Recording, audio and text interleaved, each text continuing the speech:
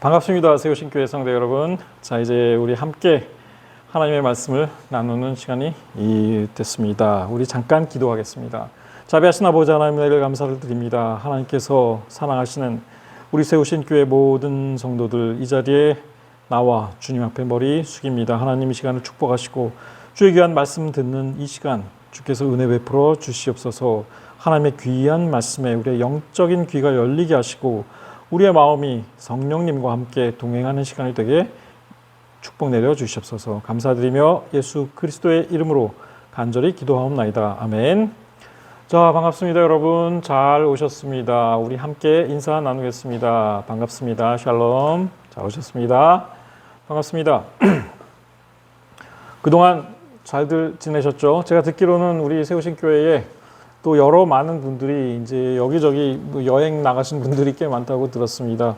하여간 그 모든 여정에서 하나님께서 여러분들을 잘 지켜주시기를 바라고, 또 이제 세우신 교회 그동안에 또 계속 나와서 주님의 전을, 하나님의 그리스도의 몸된 교회를 잘 지키신 여러분들, 충성스러운 주님의 종 되시기를 당부드립니다. 자, 오늘의 말씀을 함께 나누겠습니다. 지난주에 우리가 삼손의 생애에 관하여 말씀을 이제 시작을 했죠. 그래서 오늘은 두 번째, 마지막, 지난번이 이제 전편이고 오늘이 이제 후편이 되겠습니다. 그래서 삼손의 생애 2. 제가 이렇게 제목을 달았고, 제목은 같아요. 택함 받은 사람의 실수에 관하여. 다만 이제 본문만 조금 차이겠습니다. 사사기 16장 27절부터 30절로 말씀을 정했습니다.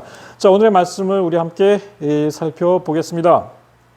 자, 지난 시간에 우리가 얘기했던 것들 가운데에 여러분들에게 드린 말씀 가운데 중요한 포인트만 잠시 짚고 넘어가 보겠습니다. 하나님께서 삼손을 택하여 부르실 때에 잉태되기 전에 이미 삼손을 부르셨습니다.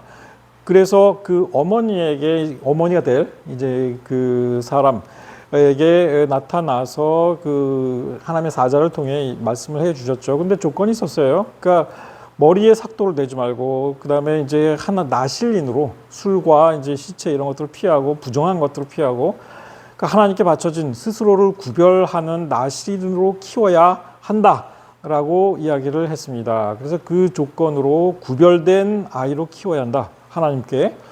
이 나실인이 된다라는 것은 상당히 금욕을, 스스로를 아주 강하고 정말 거룩하게 지키고 구별하는 그와 같은 사람이었죠. 하나님께 바쳐졌기 때문에 굉장히 금욕적인 삶을 살아야 하는 사람입니다. 그래서 히브리어 원문상으로는 나실인을 나지르라고 부르는데, 오늘날 현대 이스라엘 히브리어에서는 나지르가 사실은 수도승, 수도사 이런 뜻이 돼요. 그러니까는 나지르. 그다음에 이제 수도원을 여기 나실에서 이제 파생된 민사르라는 단어를 사용하기도 합니다. 그만큼 나실인이 된다라는 것은 이제 수도사 같은 그와 같은 금욕적인 삶을 살게끔 되어 있다 하는 겁니다. 자, 그런데 그를 블레셋 사람의 손에서 그가 이제 그 삼손이 나중에 하나님의 영의 부르심을, 그러니까 이끌림을 받아서 블레셋 사람과 싸워서 그들로부터 이스라엘 백성을 구원하는 일을 시작했다. 성경은 이렇게 하시잖아요. 그러니까 말씀하시잖아요. 자, 그런데 하나 질문이 떠오릅니다. 다른 어떤 사도들도 이 나실인으로 구별된 사람이 없었어요.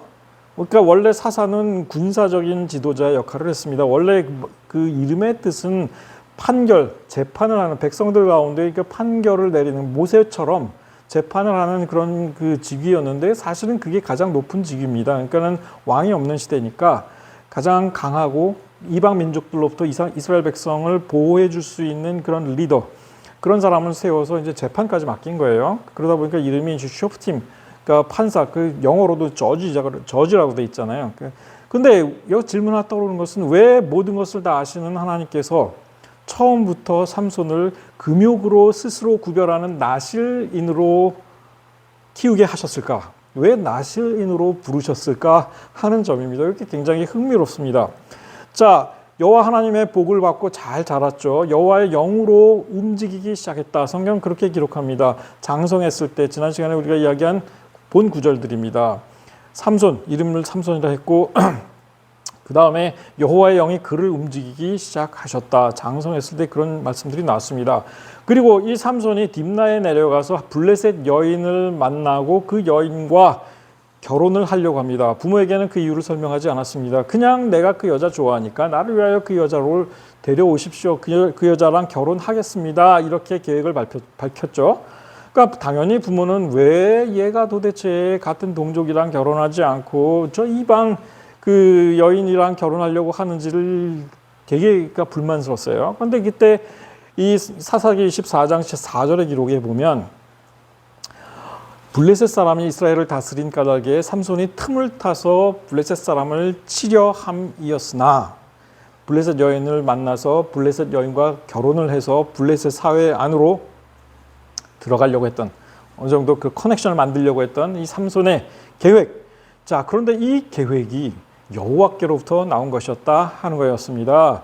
그의 부모는 그 비밀을 알지 못했다 이렇게 했었었죠. 그래서 결국은 블레셋 여인과 이제 결혼을 했는데 결혼식 그 이제 파티를 이제 그 부인의 동네에서 하러 가는 동안에 거기에서 젊은 사자를 만나서 죽이고 나중에 이제 잠깐 그 생각이 나서 다시 갈 때에 그 죽은 사자의 시신을 가까이 했다가 그 안에서 있던 그 꿀, 거기에 벌떼들이 모여서 거기다 꿀을 만들어 놨어요. 그 꿀은 먹어요. 먹으면 안 되는 거잖아요. 나실인이기 때문에 그 시신을 가까이 해서도 안 되었고 거기에 담겨있던 꿀을 먹고 부모에게까지 알려주면서 그러니까 먹게 하고 그 사실을 알리지를 않았다는 겁니다. 그 달콤함에 삼손은 맛보고자 하는 욕구를 이기지 못했어요. 여기는 굉장히 중요한 상징적인 의미가 있었습니다. 나중에 블레셋 여인과 결혼을 하고 나서 이 일로 수수께끼를 냈는데 이게 잘못되기 시작하면서 지난번에 이제 드렸던 듯이 이제 이게 그 수수께끼를 이제 그 블레셋 여인의 그 아내를 윽박질러 가지고 협박해 갖고 이게 블레셋 청년들이 답을 알아낸 다음에 거기에 사건이 벌어지게 되니까 이제 삼손이 화가 나가지고 자기 아내를 건드린 줄 알고 그래서 이 여우 300마리를 이제 불을 붙여가지고 그 블레셋 사람들의 이 수확하지 않은 그 밭과 온갖 것들을 다 태워버렸잖아요. 여기서부터 일이 꼬이기 시작을 했다 하는 겁니다. 이렇게 되니까 블레셋 사람들이 이제 자기 딸을 삼손에게 주었던 그 블레셋 장인과 그 이제 블레셋 아내를 불태워 죽였고 그다음에 뭐 하여간 이렇게 돼서 이 삼손이 블레셋 사람들에게 아주 개인적인 원한을 품게 되었습니다. 그러면서 닥치는 대로 블레셋 사람들을 죽이고 행패를 부리기 시작을 했잖아요. 여기까지 지난 시간에 우리가 보았습니다. 자, 그리고 나서 이 블레셋 사람들을 그렇게 많이 이제 그 행패를 부리고 이 삼손이 유다 단지파에 인접해 있던 유다 지파의 지경으로 피신합니다. 자, 그랬더니 그 정보를 알게 된 블레셋 사람들이 이 유다 지파 지경으로 쳐들어옵니다. 쳐들어와서 레히라는 곳에 이제 진을 치게 되는데 원래 레히라는 이름은 나중에 나온 지명이에요.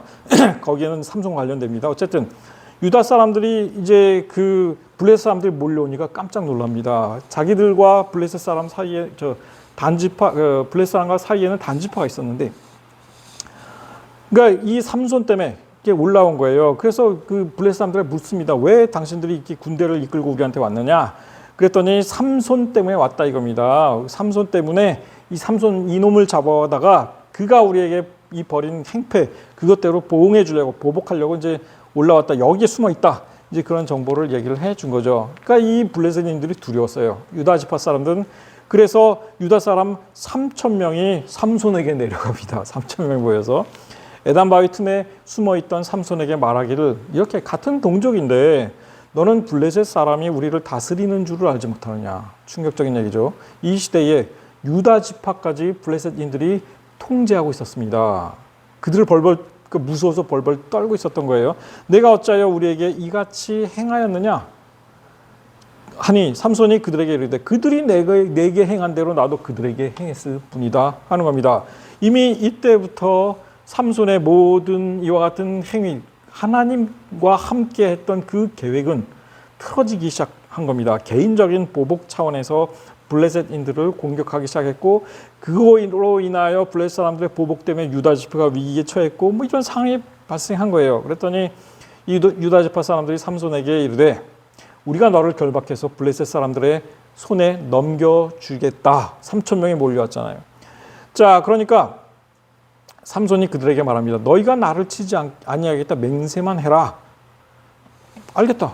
안 친다. 다만 결박해서 블레셋 사람들에게 넘겨줄게. 그 다음에 네가 알아서 해. 이제 이런 얘기죠. 그래서 그들이 유다 지파 사람들이 이제 단단히 삼손의 손을 결박해서 블레셋 사람들에게 넘겨줍니다. 그래서 잡아갔는데 삼손이 레히라는 곳에 이제 지명에 이르게 됐을 때에 그 블레셋 사람들이 이제 그에게로 마주 나와서 이제 인수인계하려고 그러는 거예요. 이때에 여호와의 영이 삼손에게 갑자기 임하셨다. 이렇게 이야기가 나옵니다. 아직까지 그래도 하나님의 영이 삼손과 함께 하고 계셨다 하는 겁니다. 그러니까 뭔가 삼손이 잘못된 길로 가고 있어요. 근데 그럼에도 불구하고 하나님의 영이 삼손과 함께 계셨습니다. 그때 갑자기 임하시니까 팔 위에 이 팔을 묶었던 밧줄이 끊어지고 삼손이 나귀의 턱뼈, 죽은 나귀에 썩어서 없어진 그 나귀 턱뼈 하나를 이제 발견해서 그것을 주워서 블레셋 사람들과 싸움을 시작합니다. 이 턱뼈, 나귀 턱뼈 큽니다. 저는 봤어요. 이게 커요. 그리고 이걸로 이제 사람 치면은 정말 이게 무기가 됩니다. 그래서 여기에서 블레셋 사람 1,000명을 죽이고 그 턱뼈를 던지면서 이곳을 이 지명을 라맛 레히, 그러니까 레히라는 지명 자체가 사실은 이 사건에서 유래한 것이죠. 그러니까 라마라는 것은 이제 언덕이라는 뜻이고 레히가 바로 이제 이 부분을 말해요. 그러니까 라맛 레히라고 이름을 불렀습니다. 자, 블레셋 사람들 타고난 전사들이었습니다. 이런 사람들을 그러니까 1,000명을 여기서 도륙할 정도로 이 삼손은 블레셋 사람들의 아주 큰 골칫덩어리가 됩니다. 자, 그렇게 해서 블레셋 사람들을 1,000명에 도륙하고 결국은 이스라엘의 사사가 되어 20년 동안 삼손은 이스라엘의 사사 노릇을 하게 됩니다. 자, 그런데 옛 블레셋 아내가 그리웠던 것 같아요. 삼손이 블레셋 도시 5개 도시 가운데 하나였던 가사라는 동네로 그 마을로 은밀하게 들어갑니다. 그리고 거기 성경의 기록에 따르면 거기에서 한 기생을 보고서 그에게 들어갔다. 성경은 이렇게 얘기합니다.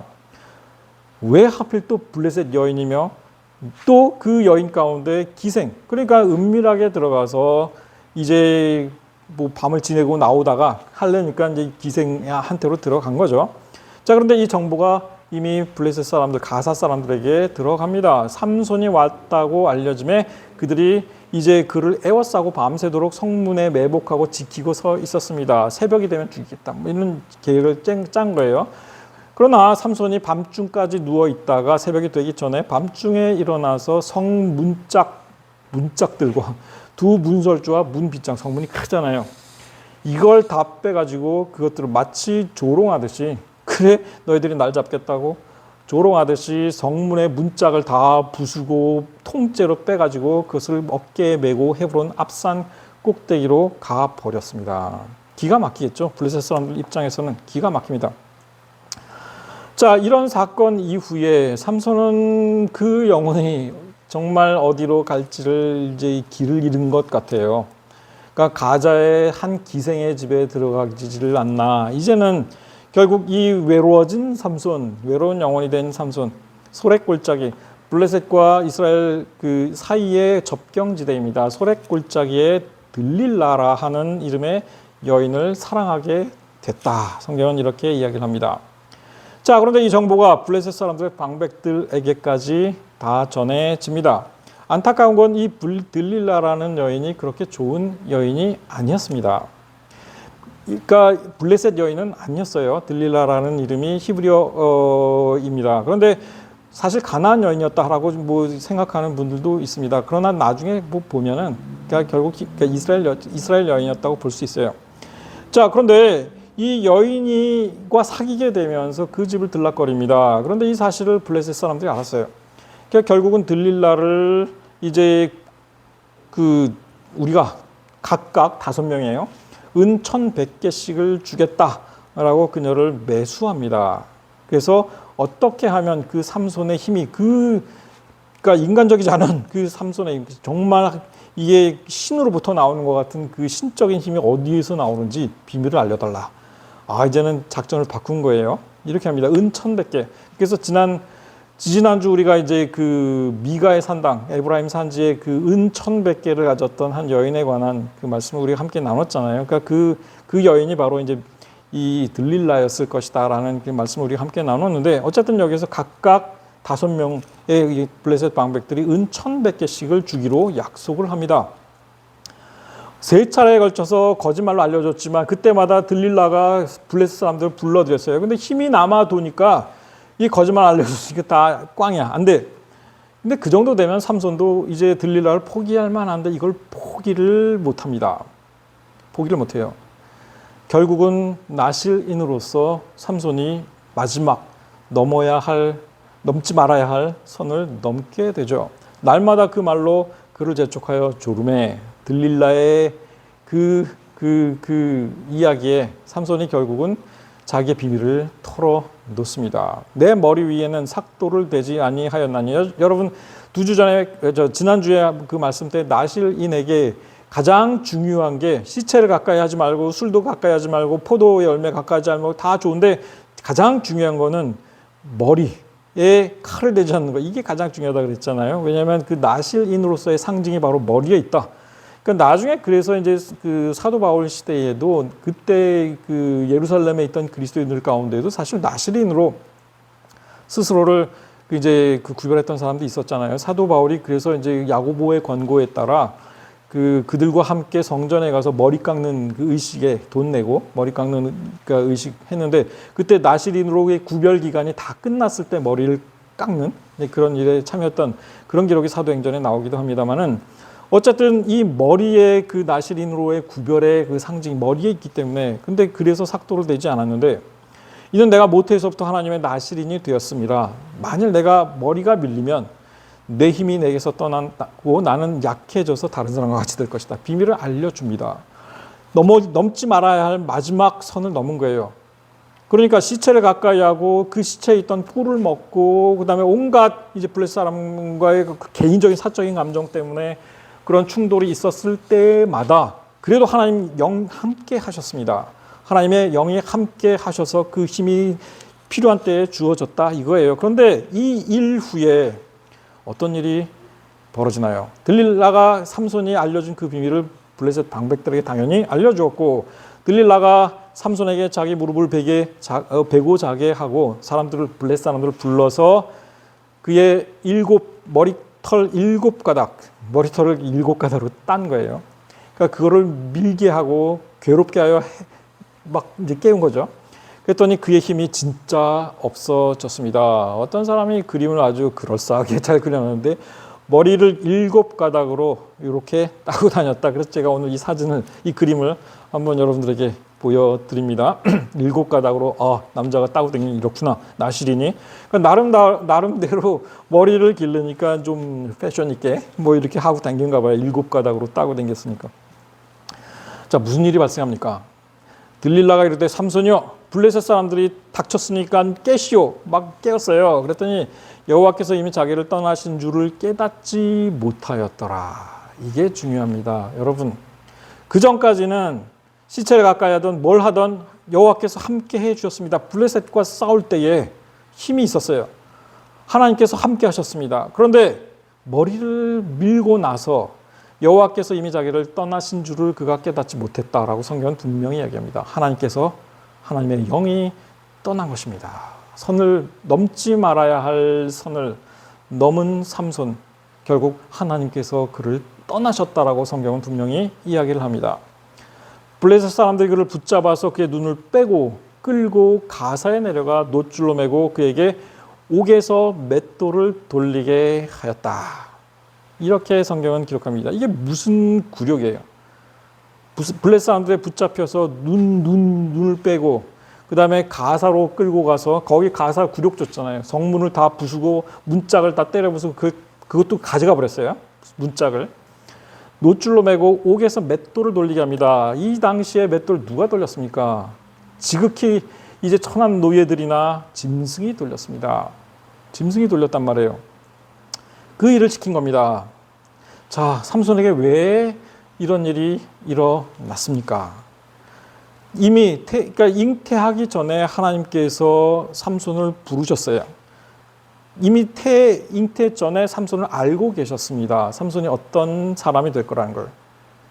그래서 나실인으로 구별해 놓으신 것 같아요. 자, 그런데 중요한 것은 하나님께서 모든 것을 아시나 또한 우리에게 자유의지를 주셨습니다. 우리가 택할 것을 알고 계시고 그러나 우리에게 택하도록 택할 수 있는 자유를 주셨다는 겁니다. 이게 문제인 거죠. 이게 차이입니다. 모든 걸 하나님께 다 정하신 대로 가는 건 아니에요. 그 속에서 택함 받은 사람일지라도 그 택함 받은 대로 잘 갈 수도 있고 거기에서 빗나갈 수도 있다라는 것을 삼손의 이야기는 우리에게 구구절절 다 보여주고 있다 하는 겁니다. 그래서 야고보서 1장은 이렇게 얘기합니다. 오직 각 사람이 시험을 받는 것은 자기 욕심에 끌려 미혹됨이니, 자기가 시험받고 욕심에 끌려 미혹돼서 잘못되는 것을 하나님의 뜻이라고 생각하지 말라 하는 얘기입니다. 모든 것이 하나님의 다 뜻이라 한다면 우리의 죄는 성립되지 않을 것입니다. 그렇죠? 자기 욕심에 끌려 우리는 잘못된 선택을 내릴 수 있다는 얘기고, 정말 잉태되기 전에 하나님께 택함 받은 사람조차도 그 자기 미혹에 끌려 잘못된 선택을 내릴 수 있다는 것입니다. 그래서 우리가 영적 긴장을 늘 유지하며 살아가야 한다는 것입니다. 우리의 욕심을 이기지 못할 때 우리는 죄를 짓게 됩니다. 죄가 더 커지면, 여러분들 그런 얘기 있잖아요. 거짓말을 한 번 하면 그 거짓말을 감추기 위해서, 자기가 거짓말했다는 사실을 감추기 위해서 더 큰 거짓말을 해야 하고 결국은 걷잡을 수 없는 결과로 치닫게 된다는 이야기가 있습니다.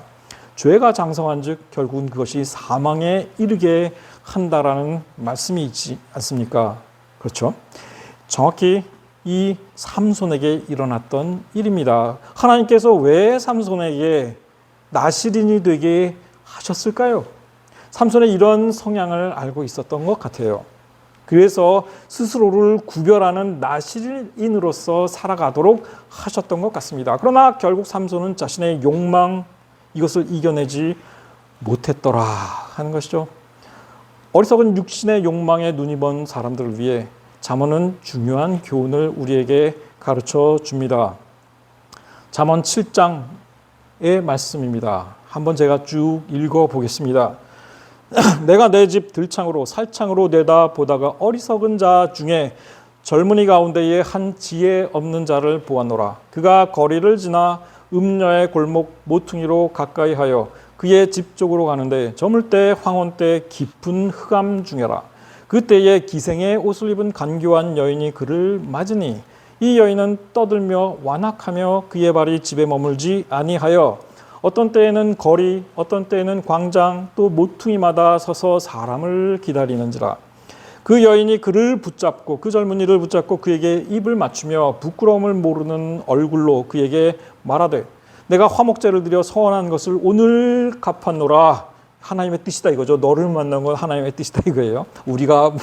우리의 만남은 우연이 아니야 해가면서 이제 한 거예요. 이러므로 내가 너를 맞으려고 나와 내 얼굴을 찾다가 너를 만났도다. 유혹하는 겁니다. 내 침상에는 묘와 애굽의 문이 있는 이불로 폈고 몰향과 침향과 계피를 뿌렸노라. 그러니까 내 침상으로 같이 가자 이 얘기예요.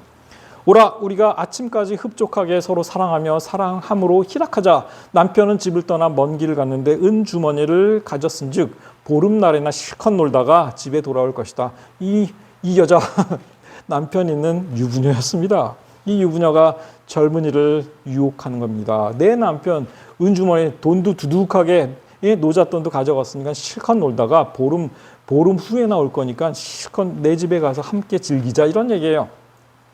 여러 가지 고운 말로 유혹하며 입술에 호리는 말로 꿰므로 젊은이가 곧 그를 따랐으니 소가 도수장으로 가는 것 같고 미련한 자가 벌을 받으려고 쇠사슬에 매이러 가는 것과 같도다. 필경은 화살이 그간을 뚫게 되리라. 새가 빨리 그물로 들어가되 그의 생명을 잃어버릴 줄을 알지 못함과 같으니라. 이제 아들들아 내 말을 듣고 내 입의 말에 주의하라. 내 마음이 음녀의 길로 치우치지 말며 그 길에 미혹되지 말지어다. 대저 그가 많은 사람을 상하여 엎드려지게 하였나니 그에게 죽은 자가 허다하니라. 그의 집은 스올의 길이라 사망의 방으로 내려가느니라. 잠언 22장의 말씀. 음녀의 입은 깊은 함정이라 여호와의 노를 당한 자는 거기 빠지리라. 내 아들아 내 마음을 내게 주며 내 눈으로 내 길을 즐거워할지어다. 대저 음녀는 깊은 구덩이요 이방 여인은 좁은 함정이라. 참으로 그는 강도같이 매복하며 사람들 중에 사악한 자가 많아지게 하느니라. 이거 완전히 삼손에게 아주 최적화된 말씀이에요. 그렇지 않습니까? 자신의 욕망, 아무리 택함받은 사람일지라도, 아무리 거룩하게 구별된 사람일지라도 자기 욕망을 이겨내지 못하면 스스로의 몸을 처복종시키는 강한 의지가 없다면 사망의 길로 사탄의 유혹에 미혹에 넘어가 잘못된 길로 갈 수 있다는 이야기입니다. 우리가 아무리 하나님의 부르심을 받고 거룩하게 구별되고 또 사명을 받고 내가 정말 사랑의 이 메시지를 전할지라도 내 스스로를 주님 앞에 처복종시키는 내 스스로의 헛된 욕망을 이겨낼 수 있는 의지와 힘이 없다면 우리는 잘못된 선택을 내릴 수 있다는 겁니다. 삼손의 그것을 이겨내지 못한 삼손은 어떻게 되었습니까? 블레셋 사람의 방백들이 이르되 우리의 신이 우리가 삼손을 잡았다 이거예요. 우리 신이 이겼다 이겁니다. 우리 신이 이겼다 이거예요. 우리의 신이 우리 원수 삼손을 우리 손에 넘겨주었다 하고 다 모여 그들의 신 다곤에게 큰 제사를 드리고 즐거워하고 백성들도 삼손을 보았으므로 이르되 우리의 땅을 망쳐놓고 우리의 많은 사람을 죽인 원수를 우리의 신이, 그러니까 이 다곤 신이에요. 다곤. 우리의 신이 우리 손에 넘겨주었다 하면서 자기의 신들을 찬양했습니다. 야, 이게 얼마나 하나님께 정말 하나님의 영광 돌려야 할 사람이 하나님의 영광을 크게 가리는 일을 하고 만 것입니다. 정말 영적으로 정말 중요한 위치에 있는 사람이 잘못된 선택을 해서 이런 굴욕을 당할 때 하나님의 영광을 가리게 되더라 하는 겁니다. 자, 삼손 이 모습을 보며 그들이 마음을 즐거워할 때 삼손 불러다가 우리를 위하여 제주를 부리게 하자. 더 굴욕입니다. 그렇죠? 삼손을 불러다가 지금 눈이 다 빠져가지고 눈 보이지도 않아요. 우리를 위해 제주를 부리게 만들자 하는 겁니다. 옥에서 삼손을 불러내매 삼손이 그들을 위하여 제주를 부리니라. 지금 이 사람들 신전에 모여 있어요. 그들이 삼손을 두 기둥 사이에 세웠더니 삼손이 자기 손을 붙든 소년에게 부탁을 합니다. 나에게 이 집을 버틴 기둥을 찾아 그것을 의지하게 하라. 삼손은 이 블레셋 사람들의 신전의 구조를 잘 알고 있었던 것 같아요. 블레셋 사람들의 신전은 큰 두 개의 기둥이 있는데 그 기둥만 무너지면 이 신전 전체가 와장창 무너져가지고 많은 사람들이 죽게 될 것이다. 이제 이렇게 이것을 알고 있었던 것 같습니다. 어쨌든 자기 손을 붙들어서 이제 제주를 부리는 장소로 이끌어가던 소년에게 그런 부탁을 했습니다. 소년은 아무 생각 없이 눈이 안 보이니까 이제 기둥에 의지할 수 있도록 두 기둥에 데려갑니다. 거기에 남녀가 가득했다. 성경은 이렇게 기록합니다. 블레셋 모든 방백들, 5방백들 다 모였어요. 구경하러 삼손. 지붕에 있는 남녀도 그러니까 다 합쳐서 한 3,000명가량 됐다 하는 얘기인데 3,000명, 이게 갈 수 있는지는 모르겠습니다만 성경은 그렇게 기록합니다. 하여간 많다는 얘기예요. 다 삼손이 제주 부리는 것을 보더라. 삼손이 여호와께 부르짖어 이르되 주 여호와여 구하옵나니 나를 생각하옵소서. 마지막으로 삼손이 하나님을 찾습니다. 마지막으로 하나님여 구하옵나니 이번 마지막 한 번만 나를 강하게 해 주십시오. 나를 떠나신 하나님 다시 마지막으로 한 번만 하나님의 영이 내게 함께 해 주십시오. 나의 두 눈을 뺀 블레셋 사람들에게 원수를 단번에 갚게 하옵소서 부르짖습니다. 자, 어떤 결과 나왔는지 여러분 다 아십니다. 삼손이 집을 버틴 두 기둥 가운데 하나는 왼손, 하나는 오른손으로 껴 의지하고 삼손이 이르되 블레셋 사람과 함께 죽기를 원하노라 하고 힘을 다하여 몸을 굽히매 그 집이 곧 무너져 그 안에 있는 모든 방백들과 온 백성에게 덮이니 삼손이 죽을 때에 죽인 자가 살았을 때 죽인 자보다 더욱 많았더라.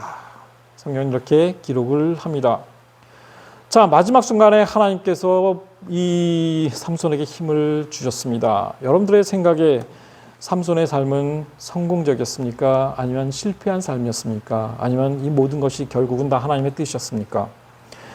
그 전에 삼손과 들릴라라는 영화가 있었죠. 거기에 나온 주연 배우가 이제 영화상에서 이렇게 무너뜨리는 걸 이제 그런 장면을 묘사합니다. 자, 이스라엘 그 블레셋 지역에 가면 텔 카슬레라고 부르는 블레셋 성읍이 하나 있어요. 물론 여기가 가자는 아니에요. 근데 이 텔 카슬레, 그러니까 텔아비브에서 이제 아주 가까운 그런 고대 유적지입니다. 근데 블레셋 도시였어요. 그러니까 여기가. 근데 이 텔 카슬레의 발굴 가운데 여기에 그 신전터가 발굴이 됐습니다. 근데 여러분들 이 사진 속에서 여러분들 다 보이시겠죠? 중간에 두 기둥 받침이 있는 거, 동그란 거. 여러분들 기둥 보이세요? 그 위에 나무로 된 기둥을 놓은 겁니다. 이거는 그 필라 베이스라고, 그러니까 기둥, 나무로 된 큰 기둥을 받쳐주는 그 기둥 받침이에요. 그러니까 그 위에 큰 이제 그 버팀, 그 나무로다, 목재로다가 이제 기둥을 세워 올린 것이 되는 거죠. 그러니까 이 시대 당시에 이제 그 삼손이 그러니까 가자에도 이거보다는 아마 컸을 거예요. 그러니까 뭐 이 정도 되는 규모일지 모르겠지만 이런 기둥이 있었다 한다면 그 기둥 자체는 사실 나무로 되어 있었을 것입니다. 거대한 버팀목. 물론 그것만 해도 사람이 그냥 함부로 이렇게 민다고 밀릴 그런 저기는 아니지만 삼손 같은 경우라면 돌기둥을 여러분들 생각하실 필요는 없습니다. 여기에서는 뭐 다 돌기둥으로 되어 있긴 하지만 이 시대에는 그렇게 하지는 않았어요. 그러니까 이런 경우 여러분들이 생각해 볼 수 있겠죠. 자, 어쨌든 이렇게 삼손이 최후를 맞이합니다. 단지파 블레셋의 압박을 피해서 삼손 이후에 결국은 북쪽으로 이주할 수밖에 없었습니다. 그래서 미가의 집 산당, 에브라임 산지에 있던 미가의 집 산당에서 그 여러 신전 기물들을 강탈하고 거기에 제사장까지 빼앗아서 북쪽 단으로 이제 이주해 가고 거기를 정복해서 그 지역 이름을 단이라 부르고 거기서 살았습니다. 택함받은 사사 삼손의 삶, 성공한 삶 같지는 않습니다. 꼭 성공한 삶 같지는 마지막에 하나님을 불렀고 하나님을 찾았고 하나님이 그와 함께 하여 주셔서 도움을 주셨으나 정말 하나님의 뜻대로 그가 갔느냐? 그래 보이지는 않는다 하는 것이죠. 택함 받고 부르심을 받은 사람도 올바른 길을 가지 못할 때 있습니다. 여러분, 그가 태어나기 전에 내가 너를 모태에 짓기 전부터 너를 알았고 내가 배에서 나오기 전에 너를 성별하였고 너를 여러 나라의 선지자로 세웠노라. 예레미야에 나오는 말씀입니다.